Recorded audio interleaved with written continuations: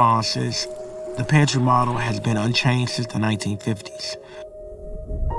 Everywhere in places that looked like mine, it was inefficient.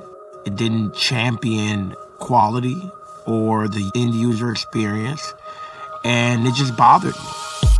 I'm Dion Dawson, founder and chief dreamer of Dion's Chicago Dream.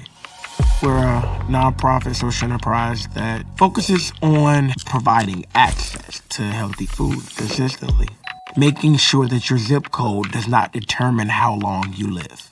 We deliver a 10-pound box of fresh fruits and vegetables to more than 4,300 households in the Chicagoland region per week. It could be everything from a pineapple to different types of apples, citruses, Swiss chard, spinach, pomegranates. Since 2020, we've provided a little over 3.5 million pounds of fresh produce that we've purchased, packed, and delivered. And we've never charged any of our recipients to date. Our produce and our quality is top notch. We've never taken a single piece of donated produce. We purchase everything. It may cost us a little more, but that's fine. You don't want to dictate what people think they deserve. If we're thinking about people living longer, healthier lives, you want to give them the best opportunity to be healthy. You can't do that with expiring food.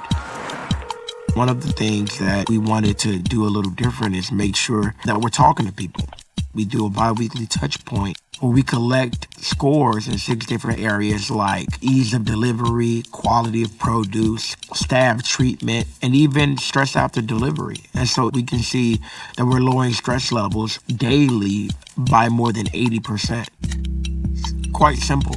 Just serving people and delivering quality food, produce. When this all started, I was working overnights at Amazon. I knew absolutely nothing. I didn't know any statistics. I had never done nonprofit management or grant writing, none of it. That blind ignorance will get you way further when you just don't know what you're up against. On Juneteenth in 2020, a Gen Zer came up to me that I had grown up with and said, "Hey, what are you doing for Juneteenth?" And I had no idea. You know, I tried to kind of play along, but he said, "No, what are you doing?" And I just said, "I'm going to feed 100 families." I didn't think about it. I don't know where it came from. And from there, it was 2 GoFundMe campaigns later and buying 800 pounds of food and bagging chicken leg quarters at 4 in the morning. What started as someone challenging me to do something for the community for Juneteenth turned into a day and an event that made me feel like I had never felt before. And wanting to chase that feeling of not having to convince myself that I wasn't the problem, or not having to convince myself that something was good, but just feeling good. From there, it was on. It just lit a fire in me. We're up to 48 employees, about 15 vehicles. We're opening up a 20,000 square foot location later this year. We've grown in an environment where growth has been difficult. The average Black-led nonprofit never makes it to $1 million in revenue. We did it in 18 months. As a company, we've never been in the red. It's a social enterprise nonprofit that is still a business. Early on, it was really about individual donors and grants. And then over the years, we've tried to continue to figure out how to diversify the revenue so that we can be sustainable. We've never missed a payroll. We've never lost an employee. We've never had a volunteer. I just think that if someone does a job, they should get paid for it. It's a commitment back to people. Without a wealth building vehicle attached to whatever social impact work you're doing, then you're just perpetuating the circumstances that you're trying to fight. You can still do good business and do good by people. And you don't have to build like everyone else.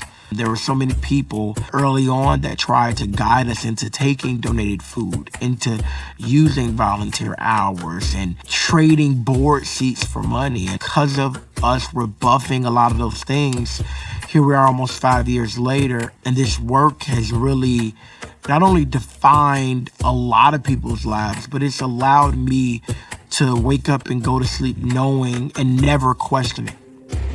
I have no goals. I just believe that anything is possible.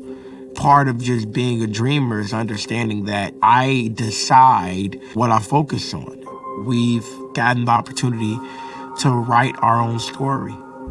It's really about joy, happiness, being okay, knowing that you gave everything you had. All of these are things that are important and we don't champion them enough. It's always about reminding each other what difficult is.